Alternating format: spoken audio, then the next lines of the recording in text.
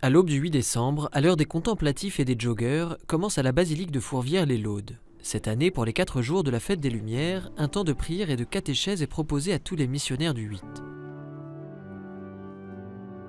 Ces chrétiens engagés accueillent les touristes dans des églises ouvertes jusque tard dans la nuit. La création, cette année, d'une école de la mission répond à un besoin de formation pour ces missionnaires chaque année plus nombreux. On peut se rendre compte doublement de la nécessité de l'Esprit Saint durant la mission. Premièrement, des fois, parce qu'on s'appuie un peu sur notre savoir-faire, puis on voit que ça ne marche pas. Et puis deuxièmement, quand ça marche, je crois qu'on a pu être tous témoins durant ces jours de la grâce de Dieu qui agit. Nous avons un instrument qui est tout simplement la présence de nombreuses églises dans la ville de Lyon. Et il suffisait finalement d'être là pour des gens qui sont très disponibles.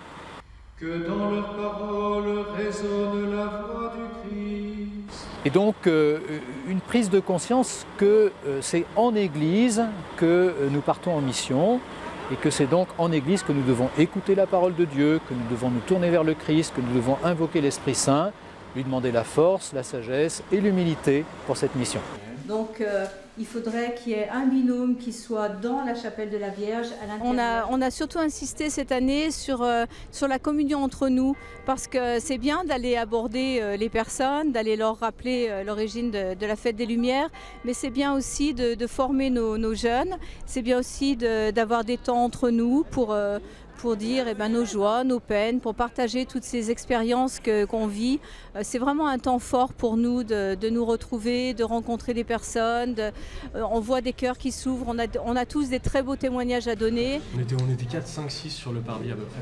On a eu un jeune par exemple qui ne voulait pas rentrer dans l'église parce qu'il ne veut pas rentrer dans un endroit où on expose un corps en croix. Il y a 4 ou 5 ans, c'était plus agressif. Les gens étaient beaucoup plus agressifs. Maintenant, nettement moins. Déjà, on a moins peur. On n'était pas habitués, nous chrétiens, à parler notre foi, à clamer notre foi. Et maintenant, on commence à être habitués. On commence à rentrer, pas dans un moule, mais à avoir une démarche, un chemin vers cette annonce. C'est la première fois d'Alsace, pas loin de Strasbourg. Et donc, ils ont mis un petit lumignon sur les fenêtres en disant nous, on pense à toi, coucou Marie, et toi, tu fais l'aller-retour, c'est-à-dire tu continues de nous protéger. Et c'est ça, lui, descendre. Les missionnaires invitent les visiteurs, croyants ou non, à déposer une intention de prière.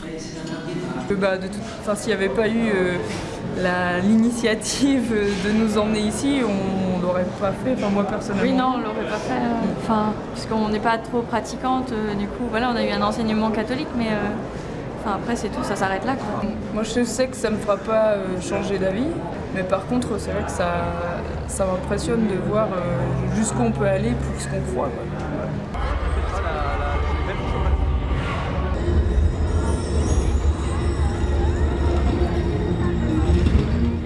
En contrebas de Fourvière, à la cathédrale Saint-Jean, l'heure est au début de la procession. Cette année, plusieurs milliers de personnes empruntent comme chaque année les pentes de la colline qui a vu grandir Pauline Jaricot.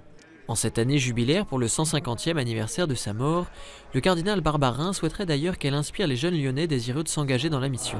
Mère de Dieu, priez pour nous pauvres pécheurs. Je crois que ce qu'elle peut apporter de plus précieux, c'est comment un engagement social, un engagement pour les pauvres, un engagement pour le tiers-monde, quand il est vraiment dans l'engagement de Dieu, a besoin de profondes racines spirituelles. Alors, quand je vois que les jeunes ici sont décidés à être missionnaires, bien sûr que je me réjouis, quoi.